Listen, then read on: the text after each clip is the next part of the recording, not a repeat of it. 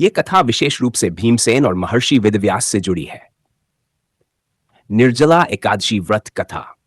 पौराणिक कथा के अनुसार महाभारत काल में जब भगवान श्री कृष्ण ने पांडवों को वर्ष भर हर एकादशी का व्रत करने का उपदेश दिया, तब भीमसेन बोले, हे श्री कृष्ण, मैं सभी व्रत नहीं कर पाऊंगा क्योंकि मुझसे भूखा नहीं रहा जाता।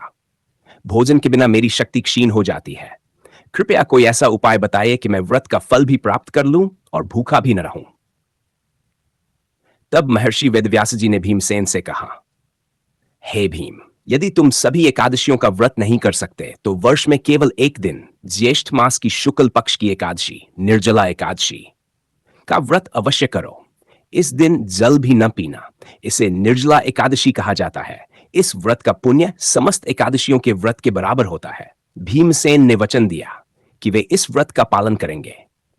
उन्होंने पूर्ण श्रद्धा और नियम के साथ निर्जला एकादशी का व्रत किया और बिना जल ग्रहण किए भगवान विष्णु की पूजा की। व्रत के प्रभाव से भीमसेन को सारे एकादशियों का पुण्य प्राप्त हुआ और अंत में उन्हें विष्णुलोक की प्राप्ति हुई।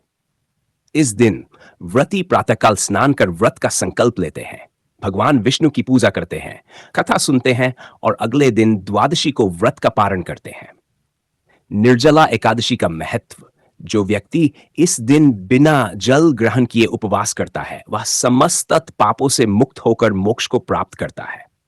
साथ ही उसका शरीर और मन पवित्र होता है और वह भगवान विष्णु की कृपा का पात्र बनता है।